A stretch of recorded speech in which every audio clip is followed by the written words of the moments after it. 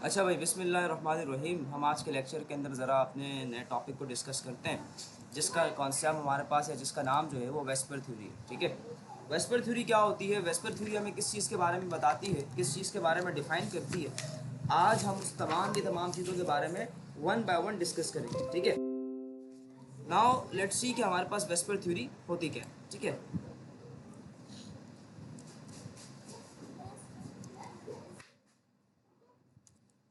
VSEPR का मतलब क्या होता है? वेस्पर थ्योरी दरअसल हम लोग किस चीज़ को कहते हैं? वेस्पर थ्योरी दरअसल रिप्रेजेंट कर रही है हमें V for balance, S for shell, E for electron, T for pair and R for repulsion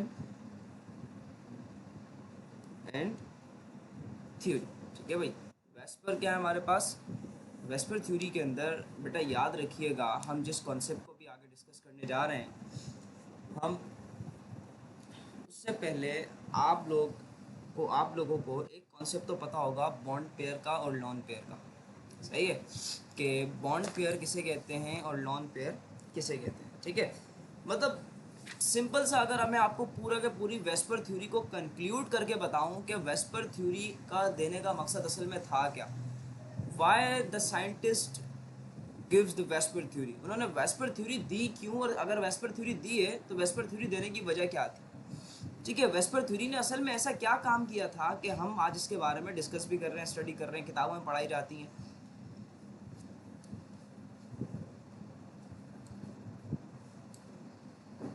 sorry, तो मैं कंक्लूड कर रहा हूँ फिलहाल के लिए, बाकी आगे डिफाइन करता हूँ आपको। VSEPR theory basically only define the shapes of molecule, shapes of molecules. कोई भी मॉलिक्यूल है, उसकी शेप क्या होगी। ठीक है भाई, कोई भी मॉलिक्यूल है मेरे पास, उसकी शेप क्या होगी, ये किसने डिफाइन किया था? ये वेस्पर ने डिफाइन किया था कि मॉलिक्यूल कैसा होगा। उसकी हाइब्रिडाइजेशन को देखते हुए हम उसकी मॉलिक्यूल्स की जो है वो शेप को कैसे बनाएंगे, या उसके एंगल को देखते हुए, ठीक है, या उसकी बॉन्डिंग को देखते हुए हम उसके जो है मॉलिक्यूल्स की शेप को किस तरीके से डिफाइन करेंगे, कैसे बनाएंगे। ये हमें किसने बताया था? वेस्पर ने बताया था। तो मैंने आपको एक वर्ड के अंदर, एक लाइन के अंदर पूरी वेस्पर थ्योरी कंक्लूड करके बता दी। कोई भी आपसे पूछेगा वेस्पर थ्योरी का असल में देने का मकसद क्या था, बेसिकली वो किस बारे में थी, सिंपल सा कॉन्सेप्ट है भाई। वेस्पर थ्योरी दरअसल दी इसलिए गई थी कि हमारे पास क्या बताया गया उसके अंदर कि मॉलिक्यूल्स की शेप क्या होगी। उसने मॉलिक्यूल्स की शेप को डिफाइन किया था।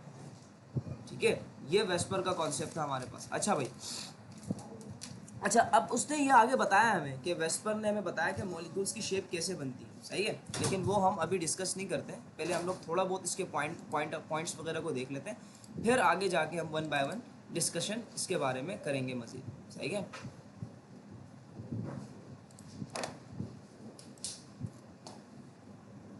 अच्छा चलें चलें जी, डिस्कस करते हैं हम लोग ना। भाई हमारे पास कोई भी एटम है, तो एटम जो होता है वो दो किस्म के, दो टाइप्स के इलेक्ट्रॉन से सराउंड हुआ होता है ना। मेरे पास एक एटम है ना, कोई भी है, कोई भी एटम है मेरे पास, उसमें दो किस्म के इलेक्ट्रॉन मौजूद होते हैं। ठीक है, एक खिलाता है हमारे पास बॉन्ड पेयर, और एक हमारे पास खिलाता है lone pair. What is mean by bond pair? Bond pair किसे कहते हैं?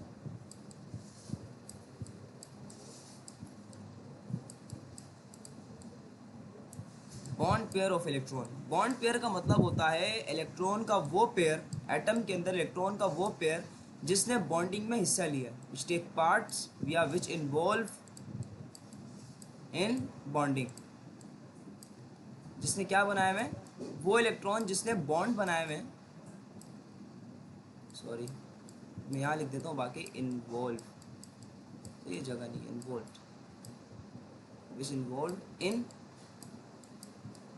बॉन्डिंग। ठीक है, विच इन्वॉल्व इन बॉन्डिंग। ठीक है भाई, इलेक्ट्रॉन का वो पेयर जिसने क्या किया है, बॉन्डिंग के अंदर हिस्सा लिया है, वो पेयर इलेक्ट्रॉन का क्या कहलाता है? बॉन्ड पेयर कहलाता है। मिसाल के तौर पे मेरे पास मीथेन है, CH4। ठीक है, इसका स्ट्रक्चर ड्रॉ करते हैं। इसके चारों तरफ क्या मौजूद है? ये हाइड्रोजन, ये हाइड्रोजन, ये भी क्या है, हाइड्रोजन।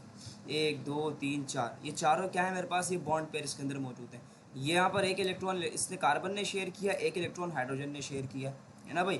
तो ये पूरा क्या बन गया, पेयर बन गया। पेयर का क्या मतलब होता है, जोड़ा। तो एक इलेक्ट्रॉन ये, एक इलेक्ट्रॉन ये, जोड़े में 2 ही होते हैं हमारे पास, आपको पता होगा। तो ये हमारे पास पूरा इलेक्ट्रॉन का पेयर है। और ये जो पेयर मेरे पास कहलाएगा, ये क्या कहलाएगा, बॉन्ड पेयर कहलाएगा। ये क्या कहलाएगा, बॉन्ड पेयर कहलाएगा। बॉन्ड पेयर का मतलब ही क्या होता है, जिसने क्या किया हुआ है, बॉन्डिंग में हिस्सा लिया, ठीक है। अब अगर मैं लॉन पेयर के बारे में बात बताऊं आपको, तो लॉन पेयर दरअसल क्या होते हैं, लॉन पेयर हमारे पास बेसिकली बेटा किन चीज़ों को डिफाइन करते हैं, bond pair basically defining the वो इलेक्ट्रॉन जो हमारे पास बॉन्डिंग में हिस्सा नहीं ले रहे, वो electron which are not involve in bonding, ठीक है, which are not involve in bonding, वो लॉन कहलाते हैं। लॉन का मतलब क्या होता है, अकेला। जैसे आप लोग हैं, सिंगल, सिंगल पेयर होगा, अकेला होगा, है ना भाई, बिल्कुल। अच्छा चले, खैर मजाक अपनी जगह, सॉरी बेटा। लॉन पेयर, लॉन पेयर सही है। लॉन पेयर हम लोग किसे कहते हैं भाई, लॉन पेयर का मतलब होता है वो इलेक्ट्रॉन का pair which are not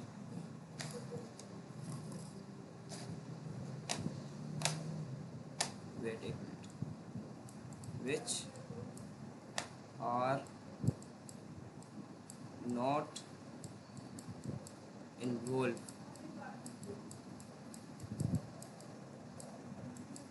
in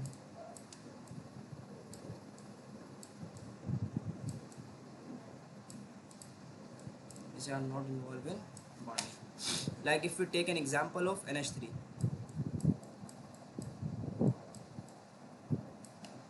NH3 सही है भाई। अमोनिया की एग्जांपल ले लेते हैं, सही है भाई। अमोनिया के अंदर ये देखो, ये नाइट्रोजन,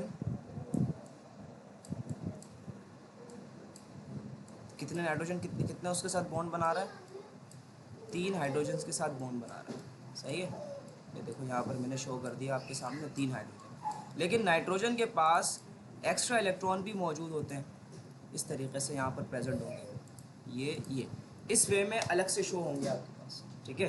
तो ये जो आपके पास दरअसल पेयर आपको नज़र आ रहा है, ये कहलाता है लॉन पेयर, जो कि बिल्कुल अकेला होता है, जो बॉन्डिंग के अंदर हिस्सा ले गई नहीं, जो बॉन्ड बनाया गई नहीं, वो क्या कहलाएगा, लॉन पेयर कहलाएगा, ठीक है बेटा। ये मेरे पास दरअसल कॉन्सेप्ट था आपके पास लॉन पेयर और बॉन्ड पेयर का। चलो अभी वेस्पर थ्योरी को मज़ीद हम लोग डिटेल से पढ़ते हैं कि वेस्पर थ्योरी हमारे पास है क्या, सही है।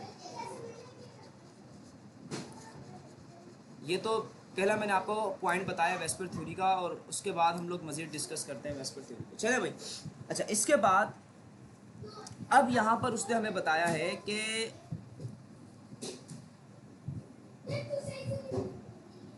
हमारे पास, आपको पता होगा कि चाहे वो बॉन्ड पेयर है चाहे वो लॉन पेयर है, दोनों के पास क्या मौजूद है, इलेक्ट्रॉन मौजूद है। बात इलेक्ट्रॉन की ही हो रही है ना, तो इलेक्ट्रॉन की बात अगर हम लोग कर रहे हैं तो इलेक्ट्रॉन पे चार्ज क्या होता है, नेगेटिव चार्ज होता है, ठीक है भाई। आपने जैसे बैटरी भी देखी होंगी ना, तो बैटरी के ऊपर 2 किस्म के चार्जेस पाए जाते हैं, एक पॉजिटिव होता है और एक नेगेटिव होता है ना भाई। तो हमारे पास दरअसल यहाँ पर नेगेटिव चार्ज पार्टिकल जो था, हम उसको क्या नाम दे रहे थे, इलेक्ट्रॉन का नाम दे रहे थे। वो नेगेटिव जो चार्ज पार्टिकल होते हैं हमारे पास, वो क्या कहलाते हैं, इलेक्ट्रॉन कहलाते हैं, ठीक है। इलेक्ट्रॉन का कॉन्सेप्ट यहाँ पर हमने किस लिए लिया है, देखो बेटा, अब मैंने यहाँ पर जो आपको बात बताई थी इससे पहले भी, तो वो यही बात बताई कि बॉन्ड पेयर क्या होते हैं और लॉन पेयर क्या होते हैं। बॉन्ड पेयर भी इलेक्ट्रॉन का पेयर होता है, लॉन पेयर भी क्या होता है, इलेक्ट्रॉन का पेयर होता है। अब अगर मैं बॉन्ड पेयर के इलेक्ट्रॉन की बात करूं या लॉन पेयर के इलेक्ट्रॉन की बात करूं, बात तो मैं इलेक्ट्रॉन की ही कर रहा हूं, बात तो मैं किसकी कर रहा हूं, इलेक्ट्रॉन की कर रहा हूं। और इलेक्ट्रॉन पे चार्ज क्या होता है, नेगेटिव चार्ज होता है। इलेक्ट्रॉन पे चार्ज क्या होता है भाई, negative charge. Electron is an negative charge particle, चाहे वो बॉन्ड पेयर का इलेक्ट्रॉन है चाहे वो लॉन पेयर का इलेक्ट्रॉन है, दोनों पे चार्ज क्या होगा, नेगेटिव ही होगा। इस सिमिलर चार्ज होने की वजह से बॉन्ड पेयर और लॉन पेयर के जो इलेक्ट्रॉन होते हैं वो आपस में रिपल्जन करते हैं।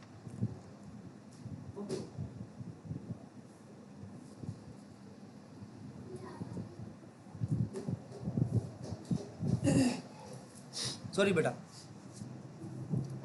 अच्छा, मैं क्या कह रहा था कि इस सिमिलर चार्ज होने की वजह से ये हमारे पास क्या करते हैं भाई, रिपल्जन करते हैं। रिपल्जन का क्या मतलब होता है, जाहिर सी बात है, जब सिमिलर चार्जेस एक दूसरे के करीब आते हैं तो एक दूसरे को क्या करते हैं, ये दूर फेंकते हैं। भाई लॉन पेयर का इलेक्ट्रॉन है, और मेरे पास बॉन्ड पेयर्स के इलेक्ट्रॉन, जब ये एक दूसरे के करीब आना स्टार्ट होंगे ना, ये एक दूसरे के क्या आना स्टार्ट होंगे, करीब आना स्टार्ट होंगे, तो दोनों पे चार्ज सिमिलर चार्ज है।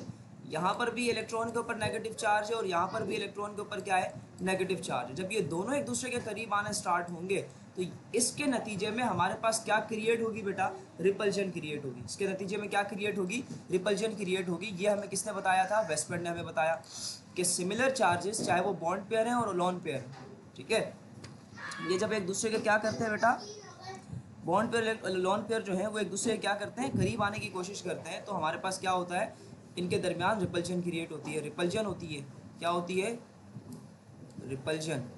सही है, एक मिनट, माउस मेरा सही काम नहीं कर रहा तो हम ऐसा करते हैं, लिख लेते हैं, ठीक है, कि हमारे पास क्या है, being similar charge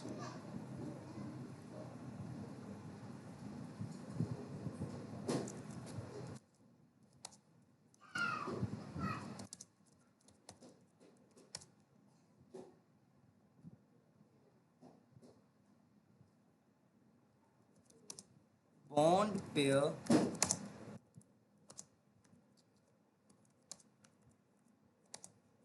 the bond pair and lone pair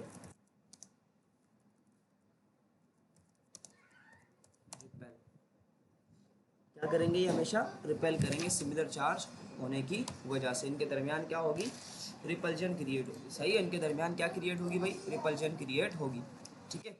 अब जब ये रिपल्जन होती है ना बेटा, ये जो रिपल्जन हो रही है, इस रिपल्जन का मतलब क्या, अगर रिपल्जन हो रही है तो इसकी वजह होगी ना कोई, नहीं सॉरी, अगर रिपल्जन हो रही है हमारे पास तो उसकी वजह से कुछ ना कुछ तो हो रहा होगा, फजूल तो रिपल्जन नहीं हो रही ना। अगर रिपल्जन कुछ भी हो रहा है, साइंस जो है वो दरअसल क्वेश्चंस करता है आपसे, कुछ भी हो रहा है तो उसका कोई ना कोई मकसद होगा। यहाँ पर रिपल्जन हो रही है तो रिपल्जन का कोई ना कोई मकसद होगा।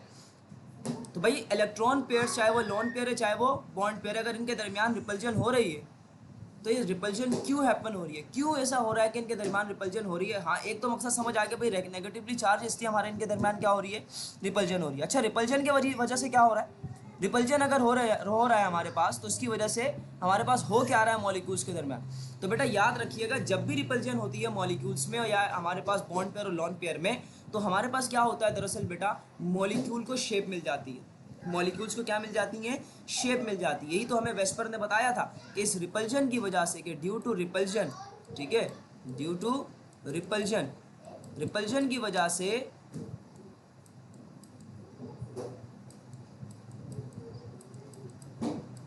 रिपल्जन की वजह से हमारे पास क्या होगा, ड्यू टू रिपल्जन हमारे पास क्या होगा बेटा, shapes of molecules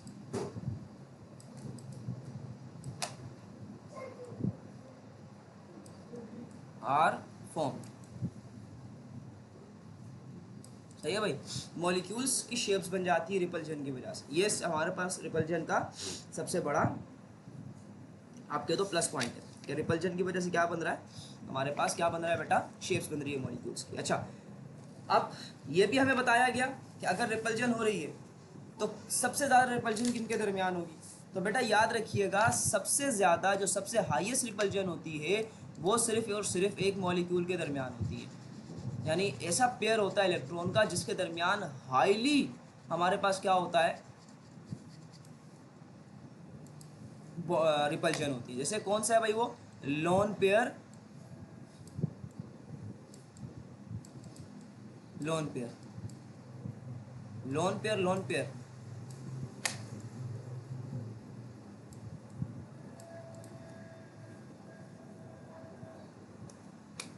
lone pair, lone pair के दरमियान क्या होती है, सबसे ज़्यादा हमारे पास रिपल्जन पाई जाती है। ये बात आपने याद रखनी है बेटा, सबसे ज़्यादा क्या होती है इनके दरमियान, रिपल्जन पाई जाती है। लोन पेयर के दरमियान हाईली रिपल्जन होती है क्योंकि दोनों सेम एनर्जीज होती हैं। सही है भाई, जैसे नाइट्रोजन है ना मेरे पास, जैसे मेरे पास क्या था, NH3 था, नाइट्रोजन का जो मेरे पास ये लोन पेयर था, इनके दरमियान जो रिपल्जन होगी ना सबसे ज़्यादा हाई होगी। हाई होने की वजह क्या है बेटा, ये दोनों है तो सेम। वो आपने सुना होगा ना कि खाली दिमाग जो होता है वो शैतान का घर होता है ना भाई। तो अकेला बंदा बैठा होता है, ख्यालात डिफरेंट आते हैं उसके माइंड में, बहुत कुछ करने का उसका दिल करता है। ये ऐसे ही होता है। तो लोन पेयर अकेला होता है तो इसका मीटर शार्ट होता रहता है कि यार ये दोनों जो है बॉन्डिंग में हिस्सा लिया हुआ इन दोनों ने, और मैं अकेला यहाँ पर बैठा हूँ, मुझे भी बॉन्डिंग करनी है। तो इनके दरमियान फड्डे शुरू हो जाते हैं और बहुत ज़्यादा तेज़ी से फड्डे करने लग जाते हैं आपस में, नहीं पहले मैं एक मिसाल दे रहा हूँ आपको, फॉर सपोज से एग्जाम्पल दे रहा हूँ मैं आपको, ठीक है। मतलब सिंपल से ये समझ लो कि ये अकेले होने की वजह से, लोन होने की वजह से इनकी एनर्जीज जो होती हैं वो सेम होती हैं, ठीक है, सेम एनर्जीज होती हैं। तो इसकी वजह से हमारे पास क्या होता है बेटा, लोन पेयर जो है वो हाईली रिपेल करता है एक दूसरे से, ठीक है। ये बात याद रखिएगा। एक तो अकेले होते हैं, बॉन्ड नहीं बना होता है। जब बॉन्ड बना लेता है ना कोई भी इलेक्ट्रॉन, कोई भी आइटम हमारे पास, इलेक्ट्रॉन जो है ना किसी के साथ बॉन्ड बना रहा है, तो अब क्या हो जाता है बेटा कि वो दोनों आपस में क्या कर जाते हैं बेटा, आपस में ओवरलैपिंग करते हैं। जब वो ओवरलैप कर जाते हैं तो फिर क्या होता है कि उनकी एनर्जीज जो हैं वो ऐसी नहीं रहती, सही है, इतनी वो नहीं रहती। मतलब अगर कार्बन और हाइड्रोजन, लाइक जैसे नाइट्रोजन और हाइड्रोजन है, ठीक है, ये दोनों आपस में बॉन्ड बना रहे हैं, ये नाइट्रोजन का इलेक्ट्रॉन है, ये हाइड्रोजन का इलेक्ट्रॉन है, सही है भाई, क्लियर है। अब ये दोनों जब आपस में बॉन्डिंग करेंगे ना, जब ये दोनों आपस में मिलेंगे, ठीक है, आपस में ओवरलैप करेंगे, तो इससे क्या होगा कि इन दोनों की एनर्जी आपस में क्या हो जाएगी, मर्ज कर जाएगी, मिल जाएगी। अब आप ये नहीं पहचान पाएंगे कि नाइट्रोजन की एनर्जी कौन सी है और हाइड्रोजन की एनर्जी कौन सी है, क्योंकि दोनों क्या कर चुके हैं, बॉन्ड बना चुके हैं। अब जो भी एनर्जी होगी वो इन दोनों की बराबर होगी, ठीक है। और इन दोनों में जो एनर्जी होती है वो इतनी वो नहीं होती, मतलब इनकी तरह नहीं होती वो एनर्जी, ठीक है। इनमें गुस्सा ज़्यादा होता है, इनमें एनर्जी ज़्यादा होती है, इसी वजह से ये क्या करते हैं, हाईली रिपेल करते हैं। और इसी रिपल्जन की वजह से हम लोग कहते हैं कि लोन पेयर के दरमियान जो रिपल्जन होती है वो सबसे ज़्यादा हाई होती है। और सबसे ज़्यादा लो कौन सी होती है, bond pair, sorry, bond pair and sorry bond pair, इनके दरमियान सबसे ज़्यादा हमारे पास क्या पाई जाती है, रिपल्जन पाई जाती है। सबसे ज़्यादा रिपल्जन इनके दरमियान पाई जाती है, ठीक है। सबसे कम जो रिपल्जन होती है वो बॉन्ड पेयर के दरमियान होती है, ठीक है। और सबसे ज़्यादा जो रिपल्जन होती है वो लोन पेयर के दरमियान होती है। अच्छा भाई, ये तो हमारे पास था, हमने अपना बेसिक कॉन्सेप्ट ले लिया वेस्पर थ्योरी का। अब मॉलिक्यूल्स की शेप्स के बारे में बात करते हैं कि मॉलिक्यूल्स की शेप कौन कौन सी होती है। भाई बहुत सारे मॉलिक्यूल ऐसे होते हैं जो बिल्कुल लीनियर शेप बनाते हैं, इस तरीके से बिल्कुल सीधी होती है, लाइक जैसे कार्बन डाइऑक्साइड गैस है, CO2, सही है, CO2 का अगर मैं स्ट्रक्चर ड्रॉ करूँगा तो वो लीनियर स्ट्रक्चर ड्रॉ होगा, इस तरीके से होगा। कार्बन सेंट्रल एटम कहलाएगा, बताता हूँ सेंट्रल एटम क्या होता है।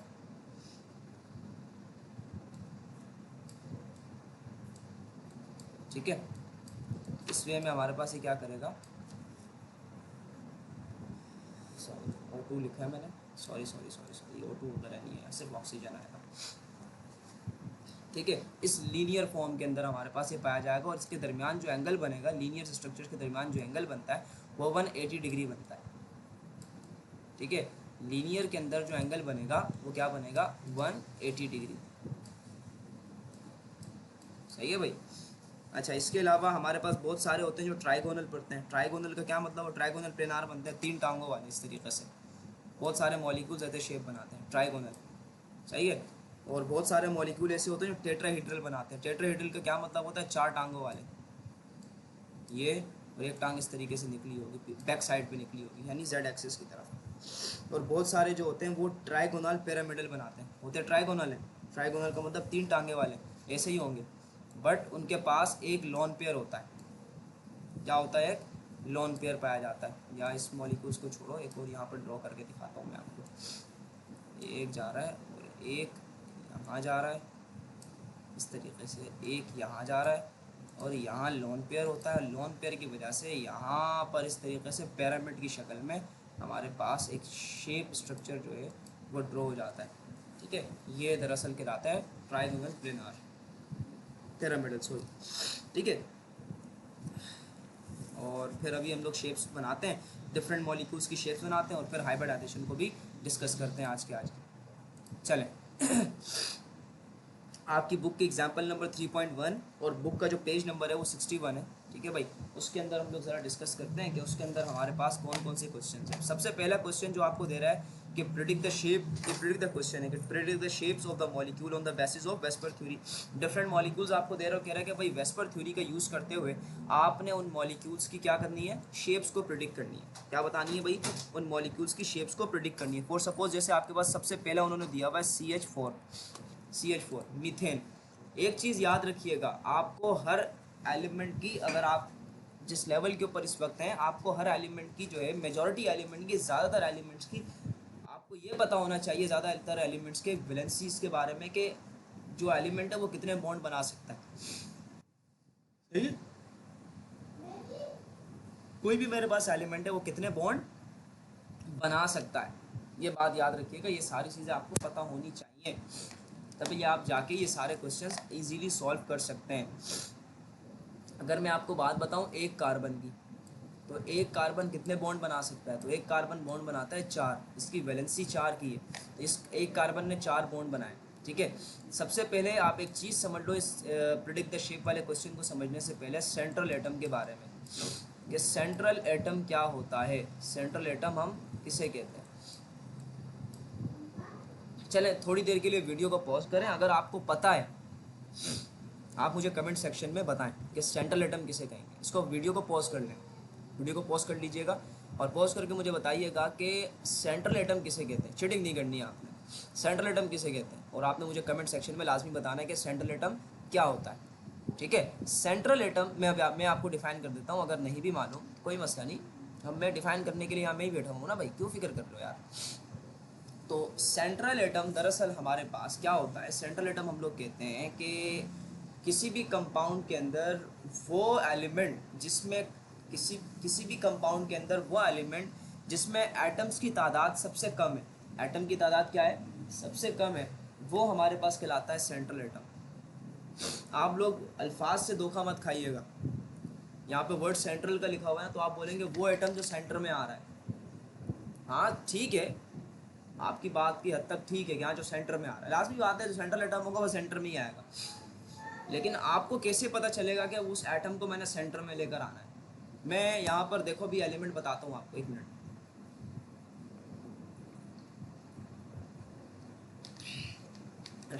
सॉरी बेटा, पानी पी रहा था मैं।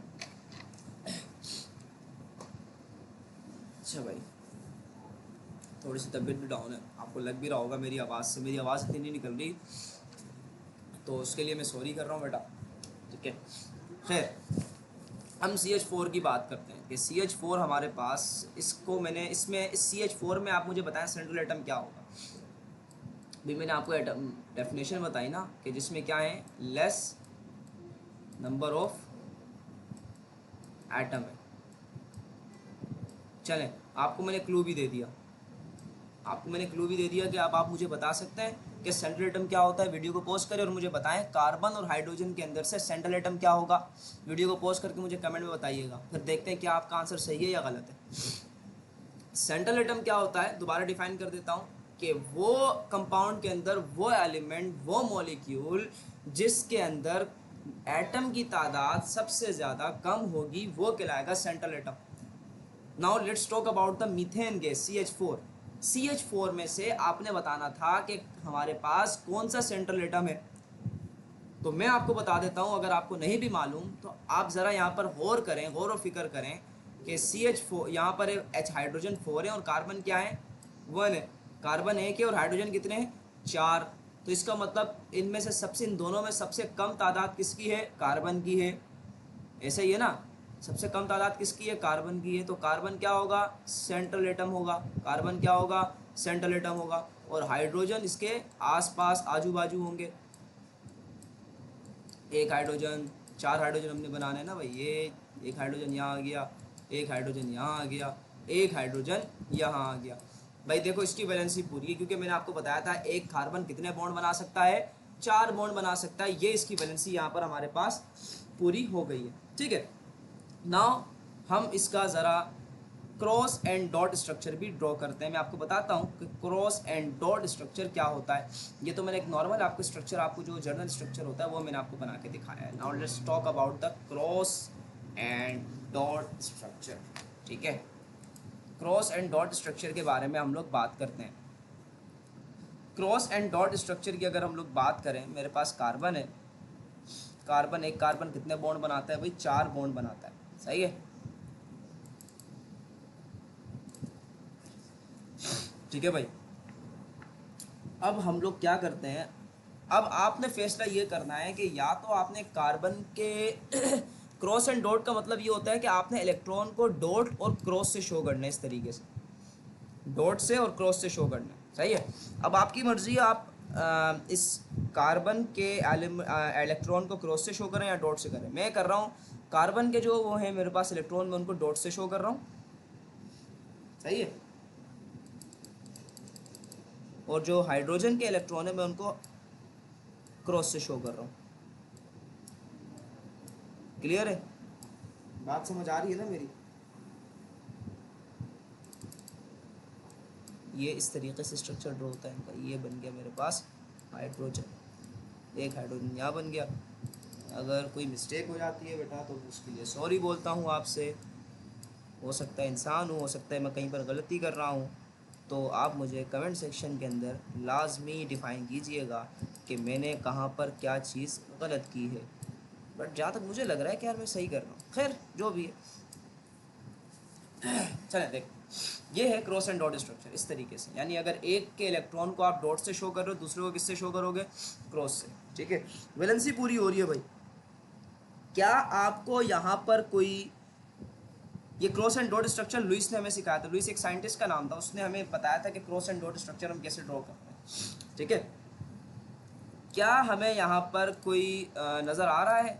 लॉन पेयर नज़र आ रहा है? आपने लिखना है बाकायदा, ये सारी चीज़ें लिखनी है कि आपके पास नंबर ऑफ बॉन्ड पेयर कितने हैं, नंबर ऑफ लॉन पेयर कितने हैं। सबसे पहले हम लोग इसके बारे में लिखते हैं, बॉन्ड पेयर के बारे में। Number of NO of BP लिख रहा हूँ, BP का मतलब बॉन्ड पेयर है, सही है। ब्लड प्रेशर मत समझ लीजिएगा बेटा, बॉन्ड पेयर है, सही है। Number of bond pair, number of bond pair के अंदर क्या है तुम्हारे पास बेटा? अब ज़रा देखो, सारे बॉन्डिंग कर रहे हैं ना, सारे बॉन्डिंग कर रहे हैं, यहाँ पर भी बॉन्डिंग हो रही है, ये भी आपस में बॉन्डिंग कर रहे हैं, ये भी आपस में क्या कर रहे हैं बेटा? बॉन्डिंग कर रहे हैं, ये भी आपस में क्या कर रहे हैं? यहाँ पर बॉन्डिंग कर रहे हैं। इसका मतलब ये चारों क्या कर रहे हैं आपस में बेटा? बॉन्ड पेयर है। चारों क्या है हमारे पास यहाँ पर? बॉन्ड पेयर है। चारों ने क्या किया हुआ है? बॉन्ड बनाया हुआ है। अब मैं बात करता हूँ number of lone pair, LP करके लिख रहा हूँ मैं लोन पेयर को, फुल फॉर्म नहीं लिख रहा। क्या आपको कोई इलेक्ट्रॉन ऐसा है जो अकेला नज़र आया हो इस पूरे के पूरे स्ट्रक्चर के अंदर? नहीं नज़र आया, तो आप यहाँ पर क्या लिखेंगे? 0, सही है। क्या लिखेंगे? 0, ठीक है। पूरा दिन कोई नहीं आता, जब फारिग बंदा बैठा होता है ना कोई नहीं आता, लेकिन जैसे ही पढ़ाने के लिए बैठो कोई प्रेशर कुकर वाला आ जाता है, कभी कभी टिन डब्बे वाला आ जाता है, सही है।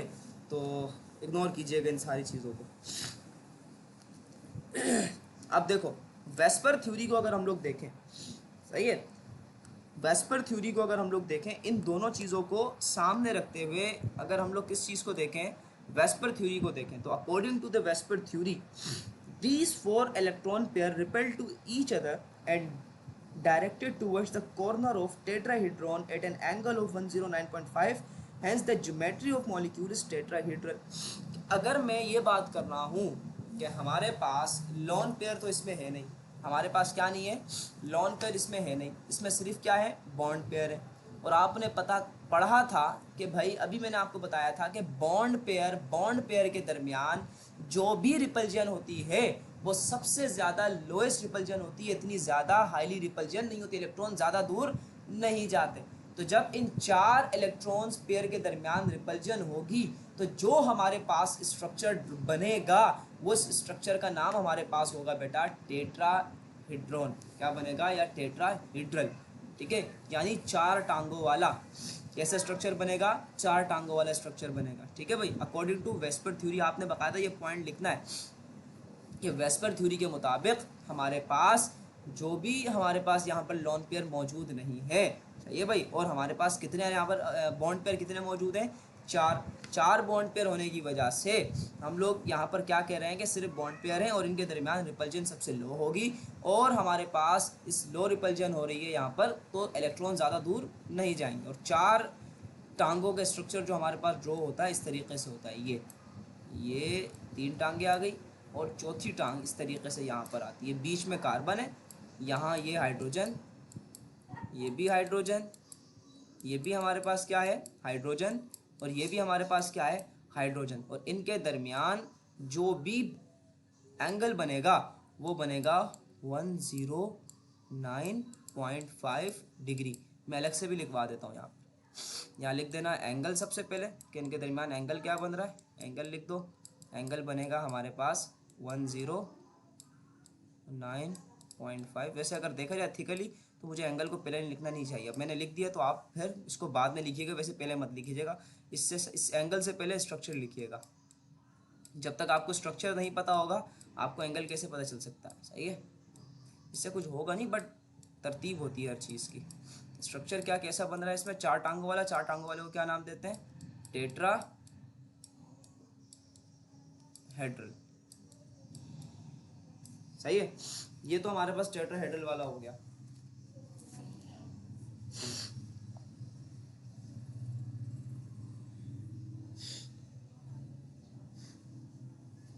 ठीक है बेटा, चलें अब अगला क्वेश्चन करते हैं, हम अगला क्वेश्चन को भी सॉल्व करते हैं। अगला क्वेश्चन कौन सा है मेरे पास, ज़रा उसको देख लेते हैं। तो अगला क्वेश्चन यहाँ तक तो उम्मीद करता हूँ समझ आ गया होगा आपको, सही है। अगला क्वेश्चन देख लेते हैं। अगला क्वेश्चन क्या है भाई मेरे पास, अगला क्वेश्चन मेरे पास है NH3।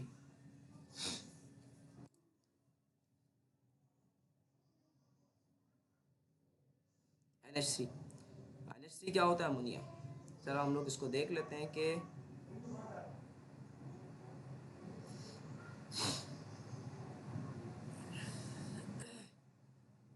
हम लोग देख लेते हैं कि हमारे पास इस NH3 का स्ट्रक्चर कैसे ड्रॉ होगा। सबसे पहले हम लोग नॉर्मल स्ट्रक्चर ड्रॉ नहीं कर रहे हैं, हम डायरेक्ट लुईस स्ट्रक्चर ड्रॉ कर रहे हैं।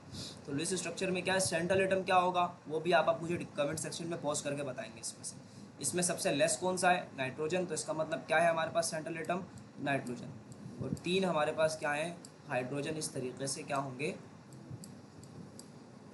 इसके साथ मौजूद होंगे, बॉन्ड बना रहे हैं, है ना।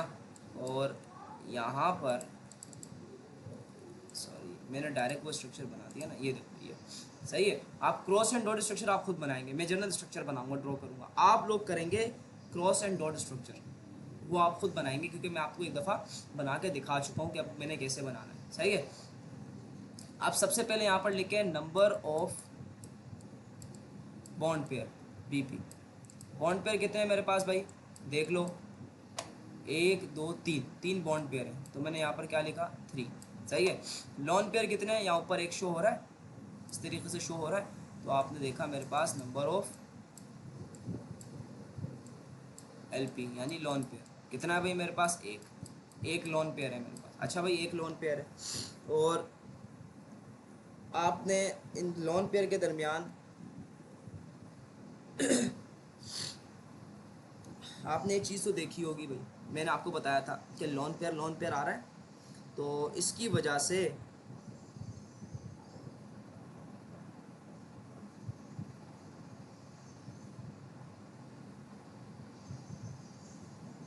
अच्छा खैर सॉरी बेटा,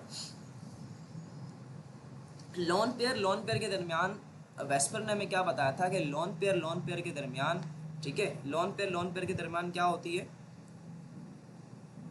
लॉन पेयर के दरमियान रिपल्शन क्या होती है, सबसे ज़्यादा होती है ना भाई। लॉन पेयर के दरमियान हमारे पास क्या होती है बेटा, ज़्यादा होती है।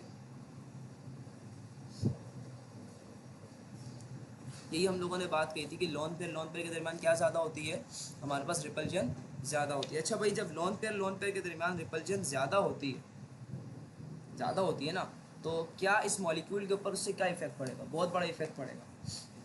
इफेक्ट क्या पड़ेगा कि हमारे पास इसकी जो शेप है वो चेंज हो जाएगी। इसकी शेप क्या हो जाएगी, चेंज हो जाएगी। शेप जब चेंज हो रही है यानी स्ट्रक्चर चेंज हो रहा है, तो एंगल भी हमारे पास क्या हो जाएगा, चेंज हो जाएगा, सही है। 3 बॉन्ड पेयर है, एक लॉन पेयर है। इस एक लॉन पेयर की वजह से इसके दरमियान जब स्ट्रॉन्गेस्ट जो है वो रिपल्शन क्रिएट हो जाती है, तो क्या होता है, इलेक्ट्रॉन कुछ ज़्यादा ही दूर चले जाते हैं, जिसकी वजह से मॉलिक्यूल्स की शेप जो है वो चेंज हो जाती है। तो यहाँ पर जो अमोनिया का NH3 का जो हमारे पास शेप बनेगा वो कैसा बनेगा बेटा, यहाँ पर बनेगा बेटा ट्राइगोनल। कैसा बनेगा, ट्राइगोनल, ट्राइगोनल। ट्राइगोनल का क्या मतलब होता है? ट्राइगोनल का क्या मतलब होता है? तीन टांगों वाला। इस तरीके से तुम्हारे पास बेटा इसकी तीन टांगे होंगी। ये सही है।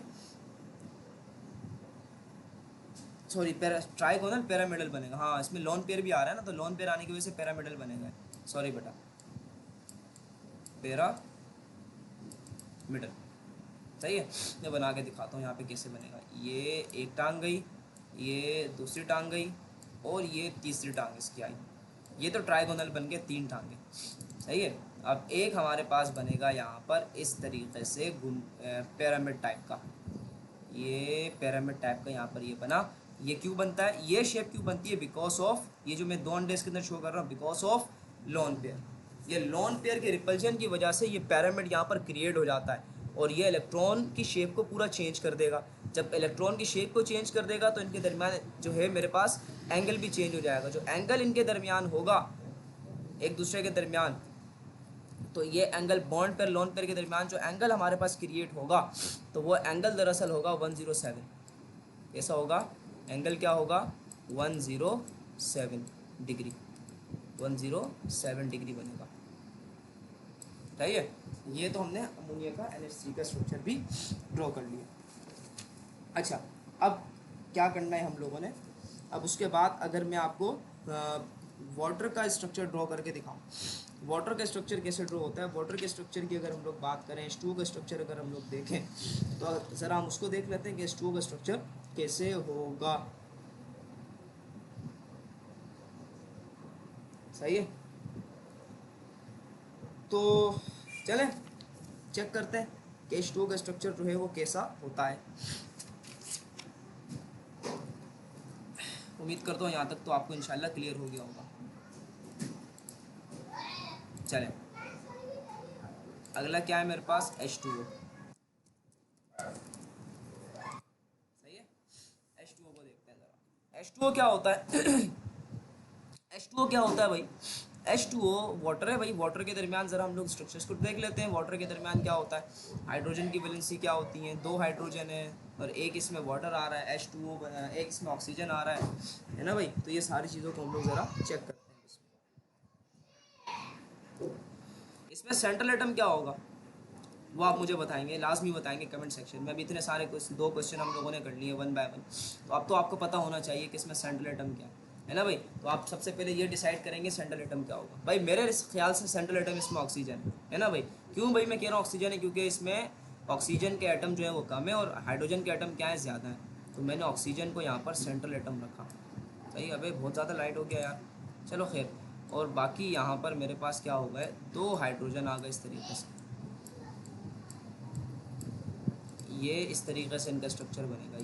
ये स्ट्रक्चर बन गया इनका, क्रॉस एंड डॉट, है ना भाई? ये यहाँ पर लोन पेयर है। जितने लोन, अच्छा एक बात याद रखिएगा, एक चीज़ आपको बता रहा हूँ कि आपको मैं बता रहा हूँ, ठीक है? एक मिनट बेटा, एक मिनट।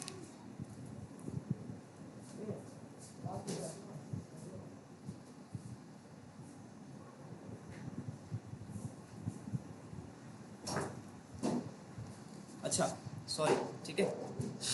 बच्चे बहुत हैं यार यहाँ पे, शोर बहुत मचा रहे होते हैं जब भी पढ़ाने आता हूँ, तो करना पड़ता है थोड़ा बहुत मुझे। 12। अच्छा भाई चला, हम लोग ज़रा इसको देख लेते हैं ना। H2O है। हम लोग सबसे पहले क्या लिखेंगे? Number of bond pair. ये लिखेंगे number of bond pair. Bond pair क्या बनेगा भाई? बॉन्ड पेयर हमारे पास क्या बनेगा? बॉन्ड पेयर हमारे पास यहाँ पर इसके कितने हैं भाई? बॉन्ड पेयर कितने हैं? दो बॉन्ड पेयर हैं। क्या है जब हमारे पास में दो बॉन्ड पेयर हैं, सही है। लोन पेयर कितने हैं? नंबर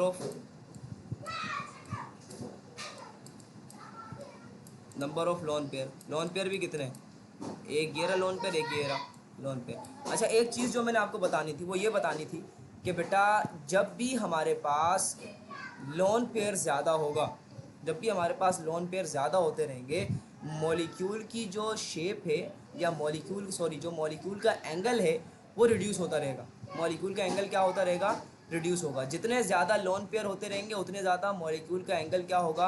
रिड्यूस होता रहेगा। उसकी वजह क्या है? रिपल्जन है। रिपल्जन होती रहेगी, मॉलिक्यूल का शेप जो है ना वो चेंज होता रहेगा। जब शेप चेंज हो जाएगा तो उसका एंगल भी क्या होता रहेगा, चेंज यानी रिड्यूस होता रहेगा। ये बात याद रखिएगा। नंबर ऑफ लोन पेयर देख लिया हम लोगों ने, है ना।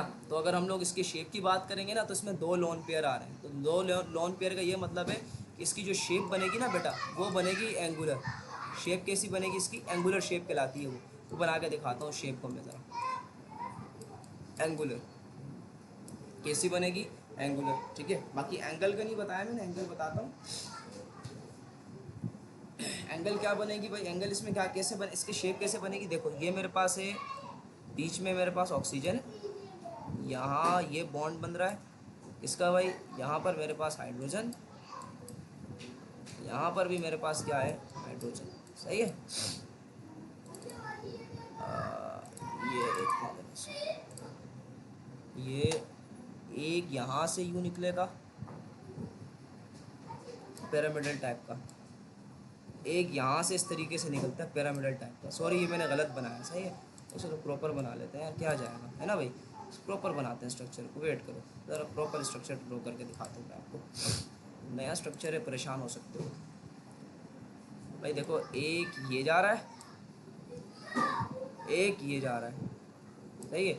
ये बीच में जो आपको नज़र आ रहा है ना, बीच में, ये बीच में ये ऑक्सीजन है, ये बीच में क्या है, ये मोटा सा मैंने बनाया ऑक्सीजन। और ये दोनों क्या है, यहाँ पर क्या है, हाइड्रोजन, यहाँ पर भी क्या है, हाइड्रोजन। और आपने लोन पेयर को भी तो शो करना है, तो लोन पेयर कहाँ जाएंगे भाई, तो लोन पेयर हमारे पास कहाँ जाएगा, लोन पेयर ऐसे बनेगा। ये एक लोन पेयर आया, एक लोन पेयर ये आया, ये बन गया ना शेप। अब ये शेप दरअसल कहलाती है एंगुलर शेप। ये क्या कहलाती है, एंगुलर शेप कहलाती है। ये मैंने एक यहाँ से, आप इसको ऐसे बनाएंगे, इसको आप थोड़ा सा लीनियर फॉर्मेट में बना दें, वो भी आपकी मर्ज़ी है। मैं आपको बना के दिखाता हूँ किस फॉर्मेट में मैं कह रहा हूँ आपको। इस वे में भी आप इसको बना सकते हैं, लाइक दैट, इस तरीके से इसको बना दें। ये शेप भी क्या कहलाती है, एंगुलर शेप कहलाती है, ठीक है भाई। तो ये हमारे पास था। अब मैं आपको कुछ क्वेश्चन दे रहा हूँ, वो आपने मुझे खुद बना के दिखाना है, और मुझे आप उनकी शेप वगैरह भी कमेंट सेक्शन में बताएंगे, ठीक है भाई। उनकी शेप वगैरह पूरा प्रॉपर मुझे बताएंगे, ठीक है भाई। उनका शेप ये बन रहा है, उसमें बॉन्ड पेयर इतने हैं, लोन पेयर इतने, ठीक है। क्वेश्चन 1 जो आपके लिए प्रैक्टिस क्वेश्चन है, उसमें से एक है मेरे पास कार्बन डाइऑक्साइड। क्वेश्चन 2 BF3, सही है। और क्वेश्चन नंबर 3 CS2, सही है। और क्वेश्चन नंबर 4, ये प्रैक्टिस क्वेश्चन है, सही है, CBr4। ये 4 क्वेश्चन है जिसकी आपने मुझे बॉन्ड पेयर भी बताना है, मुझे लोन पेयर भी बताना है, मुझे शेप भी बताना है, और मुझे एंगल भी बताना है। मतलब शेप क्या बनेगी ये बताना है आपने ये मुझे नहीं बताना कि इसके अंदर जो है, आप मुझे वहाँ कमेंट सेक्शन में शेप तो ड्रॉ करके दिखा नहीं सकते लुईस स्ट्रक्चर वाला, ठीक है बेटा। तो उसको छोड़ दें लुईस स्ट्रक्चर वाले शेप को, बस आप मुझे ये 4 क्वेश्चन के जो है वो मुझे ज़रा शेप्स वगैरह निकाल के दिखाइएगा, ठीक है बेटा। Thank you so much. फिलहाल ये तक रखते हैं, बाकी इंशाल्लाह नेक्स्ट लेक्चर में नए टॉपिक के साथ आपके खिदमत में हम इंशाल्लाह हाजिर होंगे। अल्लाह हाफिज़, थैंक यू सो मच।